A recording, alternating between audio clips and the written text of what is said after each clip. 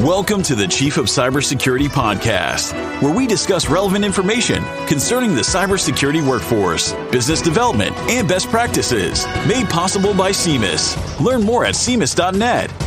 And for a list of authorized publications, visit DewayneHart.com. And now, here's your host, Dewayne Hart.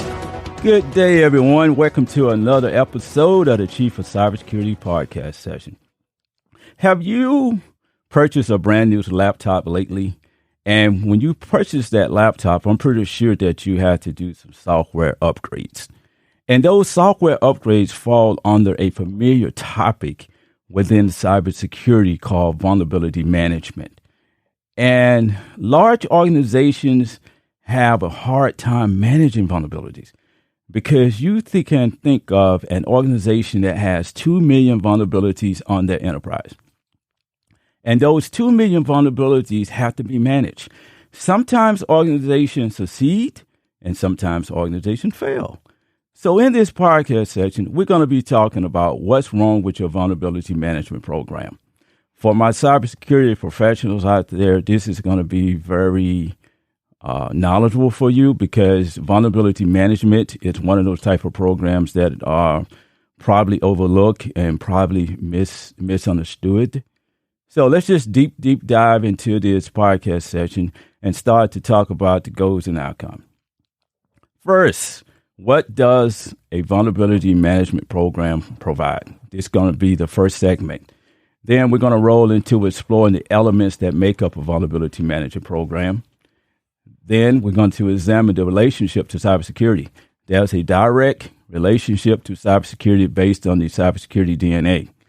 And after that, we want to look at some current trends that are going on with the vulnerability management programs. And after that, I am going to give a personal experience and talk about the job role of being a vulnerability management professional. And after that, I want to roll into management gaps and engagements because management gaps can cause a vulnerability management program to fail. And then last, let's just talk about some of the best practices. What are some of the things that you can do as a cybersecurity professional to make your vulnerability management program more successful? All right. So what does a vulnerability management program provide? It provides the capability to identify, analyze, and manage vulnerabilities. You can have vendor issues. You can have some misconfigurations, some failed policies. You can have poor software design. You can have improper training. And all of those lead to vulnerabilities on an enterprise. And as I stated before, the capability to identify, analyze, and manage vulnerabilities. Now, underneath all of everything I just stated about the idea of what a vulnerability management program provides, there is something called the criticality of the assets, because these programs have to prioritize assets and see how critical they are so that vulnerability can be remediated, because certain assets carry a higher priority than others. If you think about an organization that is working and having assets in a manufacturing environment, and those are critical assets that must stay up 24/7, those vulnerabilities are a higher priority than vulnerabilities for maybe a kiosk machine. All right. The owners of the assets. You always want to know who particularly owns those particular assets. Assets ownership. Frequency of scanning. As we begin to talk more, we're going to be discussing the frequency of scanning because organizations should be conducting scannings on a regular basis. There are some organizations that actually does it on a quarterly basis. Establishing timelines for remediation. This is scheduling. There are timelines that are set aside to state, okay, we have 2,000 Microsoft vulnerabilities and we need to put those on the schedule and a timeline so that they can be remediated. Here's something very important too: discovery and inventory of assets and vulnerabilities. So when you do a compliance scan, you can see how many vulnerabilities on your enterprise. And also, too, you can have an accurate inventory of your assets.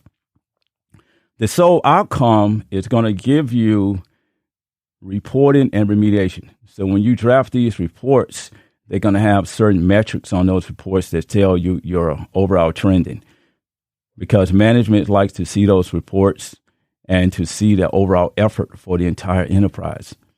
And the last piece here is reducing risk exposure, because we know that a common formula is that risk is equal to threats times vulnerabilities.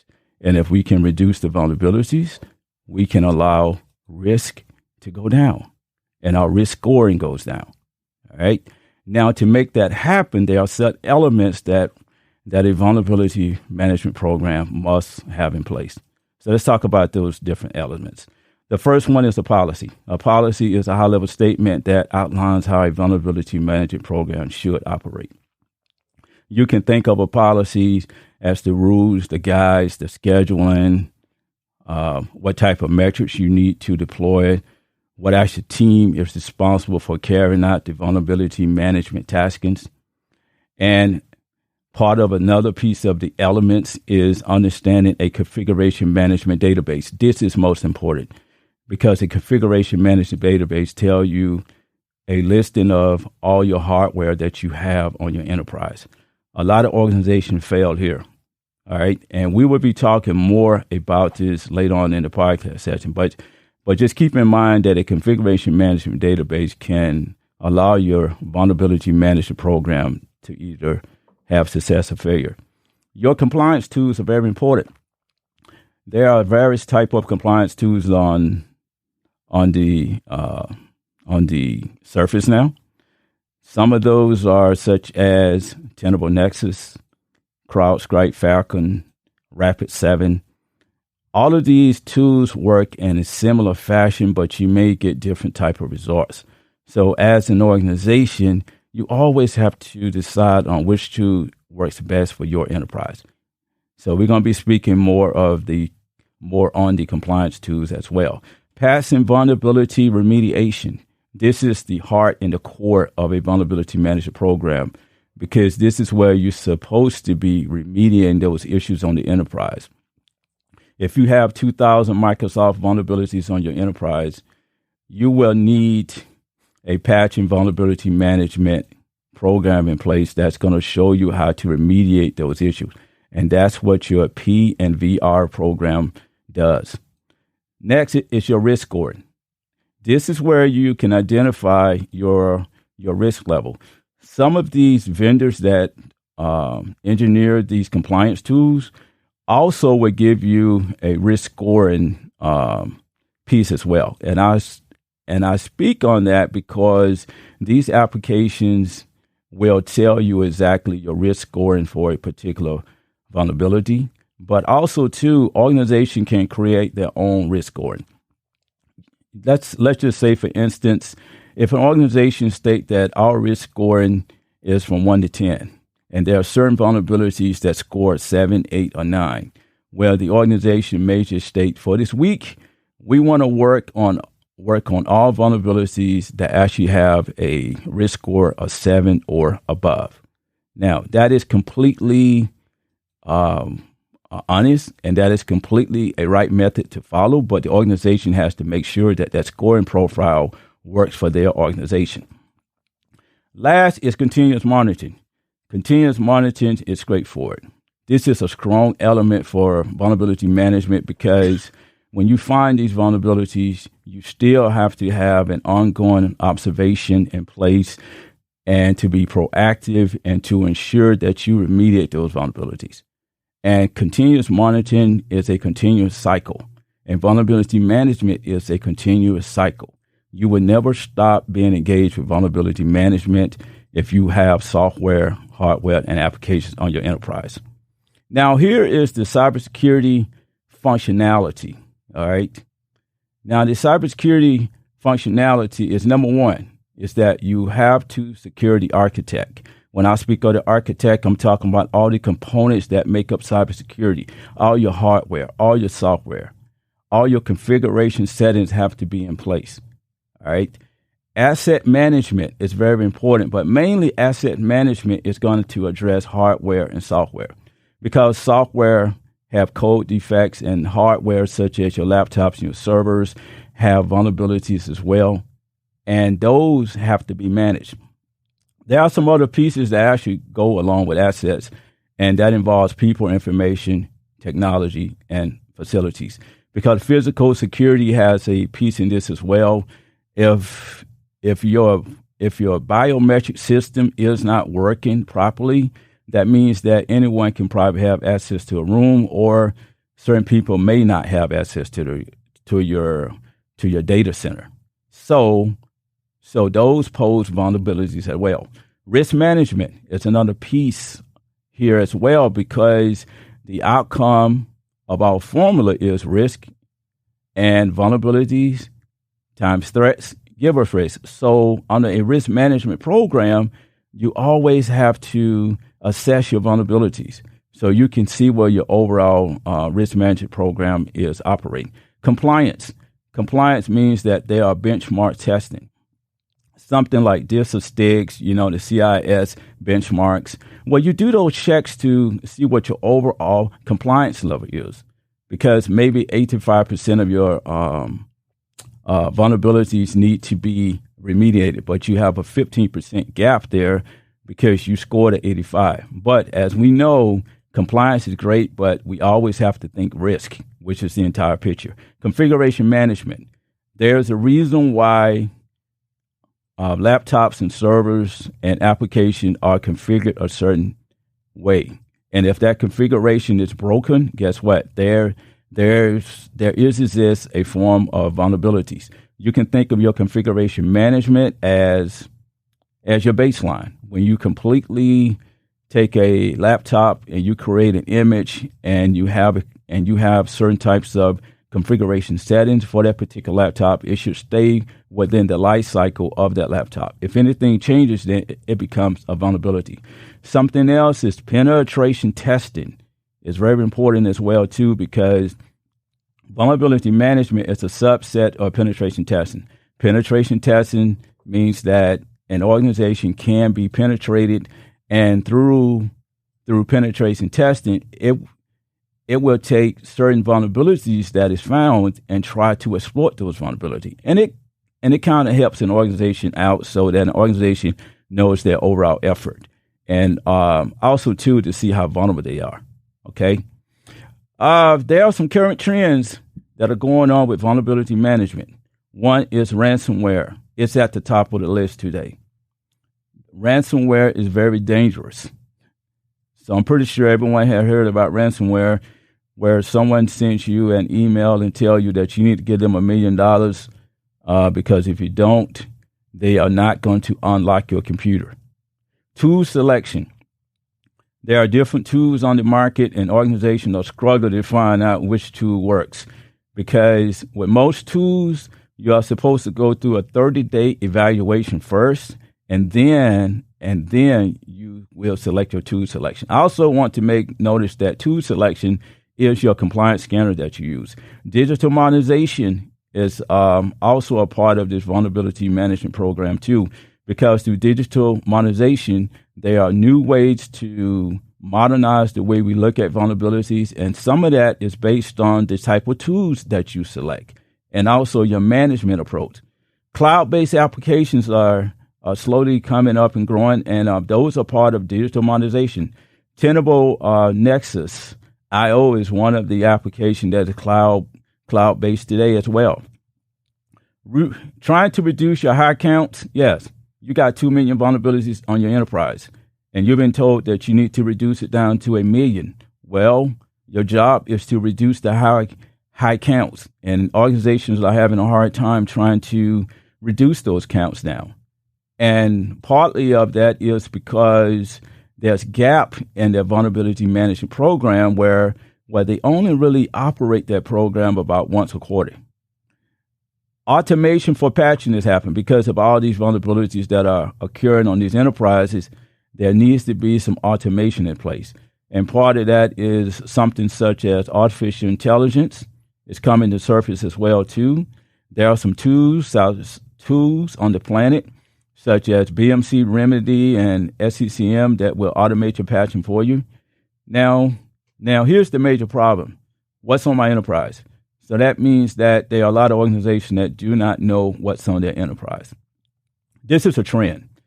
I am speaking of assets because during the initial discovery phase, an organization may overlook certain devices, and then when they scan a month later, then they find these rogue devices.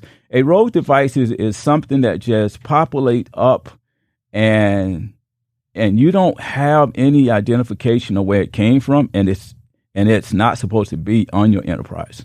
All right. One of the major problems again is what's on my enterprise. So you keep that in mind as we continue to go through this podcast session, because that's a struggle with a lot of organizations. Here are some personal experiences that I have seen with a vulnerability management program. One is let's go green. Let's go green means that let's not include printers on this vulnerability management report so that our numbers can go in the green. All right, so that we can show a 50% reduction rate. But you know what? The printers are still vulnerable. There is no training on analysis. That's a struggle to identify how do you analyze 2 million rows of data. Microsoft has Excel spreadsheets and VLOOKUPs and pivot tables, and there's assets out there too that you can use. But I have found out that using applications like Power BI, or if you have a SQL developer in your enterprise, that person has the capability to create some type of proprietary software program by actually using Python and so forth, so that you can have a dashboard that represents your enterprise. All right. One of the other trends is do not scan my assets. All right. There are some people that have infrastructure devices, and they will tell you in a heartbeat, do not scan my devices. But you know what? Those are vulnerable devices.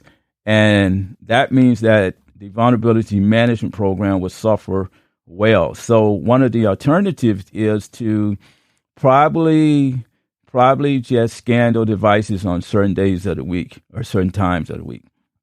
Something else that's very important is that there is no continuous process. So that means that people only scan it once a quarter versus every week. Vulnerabilities are accumulating every day. So if you only scan on a quarterly basis, then you're going to have to play catch up. And those 2 million vulnerabilities can turn into 3, maybe 4 million rows of data. So scanning has to be done on a frequent basis. One of the other factors too is that a lot of organizations do not use a RACI chart. So what a RACI chart does, it is a way of taking a simple matrix used to assign roles and responsibilities. All right. And these roles and responsibilities outline tasks for like each job role. So let's say, for instance, if you have an infrastructure team, right? And as far as patching on infrastructure devices, that infrastructure team would actually be responsible. Okay. And the people that would be accountable for it would probably be the upper level management or the CISO. And the people that are consulted would probably be the vulnerability management team. And other people are just informed. So when you think of a RACI chart, RACI, it stands for responsible, accountable, consultant, and informed. Now, these are some of the problems that I've seen in a vulnerability management program. Just so on top of that, when an enterprise have a very high count of vulnerabilities, it is labor intensive to try to remediate all those issues. And it can cause a lot of risk. And those risks are usually because of management gaps. So let's talk about some of the management gaps and the engagements. Management gaps such as prioritization. Okay, what should I be working on first? What should I be working on second? Because the prioritization should actually be the most critical assets that you have and your most vulnerable devices. Let's say, for instance, if you have a server that is responsible for let's say over 50,000 clients, and And those clients really represent about 75% of your business. So if that server goes down, then you lose 75% of your business. So that server carries a higher prioritization than the regular servers do. No continuous approach, proactive engage vulnerability before incidents. Yes, the overall goal of prioritization and continuous monitoring is to have a proactive approach into this vulnerability management program. So that means that there is ongoing work happening on a daily basis, not so much on a weekly basis. Very poor communication. There is times when organizations are not communicating properly. Different teams want to do things their own way. Unorganized structure. And that goes back to management gaps as well, too, because with a RACI chart, you can organize your teams. Asset inventory, bad data in equals bad data out. Now, if you do not have an accurate view of all your assets on your enterprise, you're going to be putting bad data in your compliance scanner. And when you scan, you're going to get bad data out. And that is straightforward. That is a major problem with a lot of vulnerability management programs. Some of the other areas as well, too, is that metrics, and trying to figure out what's your KPIs, what's your KRIs, what's your metrics that you should be reporting, what is your authentication rates, what is the number of assets that you scan for the month, and trying to get that data actionable and to massage it down where it's really accurate is another problem as well. Now, what I also like to state is that a vulnerability management program can be improved. There is room to improve programs. So let's just talk about some of the best practices. Out the door, create a sound policy. Make sure you have a policy in place that is effective, and make sure you continuously go through that policy and update that policy as your vulnerability management program change. Perform a proper discovery. So that means that when you're trying to discover your assets, you want to make sure that those assets match your configuration management database. If you do not do that, you're always going to have problems, and bad data in equal bad data out. Choose the right scanner. Tenable Nexus is one of the product lines I've been working with for many years. I started off with Beyond Trust Retina. There is CrowdStrike Falcon on the market as well. Some of these tools will work on certain enterprise, and then certain tools will not. As stated before, it's best to take these tools through a test bed first for about 30 days and to see how they operate on your enterprise. Develop a functional patch vulnerability and remediation plan. So this means that from the time you start to scan the enterprise up until the time you patch, there needs to be a plan in place so that you can figure out exactly what you're fixing, all right? One of the problems, too, is that normally in an enterprise, there are people that are responsible for fixing patches, and they don't fix patches, okay? There needs to be active involvement, ongoing work happening. People need to be held accountable, because when you have patches that need to be fixed, it is a challenging job at times, but also, too, it has to be monitored. Active involvement is very important. Proper risk scoring metrics and reporting, yes. Risk scoring is very important. You make sure that risk scoring aligns to your organization. Make sure that you use the proper metrics for your organization. Make sure that your reporting standard fits the organization as well. Now, I always like to say that risk scoring, metrics, and reporting has to match your organization. Although vendors will give you some canned type of reports, but you as an organization have to decide on what fits for you. Going green, okay? Get rid of it, okay? It's nothing wrong about seeing red, because red tells us that there's problems, and it gives us an indication of where our problems are. If you keep going green all the time, well, you're going to send out false reports, and management thinks that the enterprise is good and safe, and then you have problems, and now you have to explain yourself. Integrate continuous monitoring. I am going to keep saying this over and over again because that's a proactive way of managing cybersecurity. All right. Because when you can become proactive into managing cybersecurity, you can reduce issues with the vulnerability management program. All right. So what we have done here is brought into perspective about a vulnerability management program and look at some of those different elements that make up the vulnerability management program.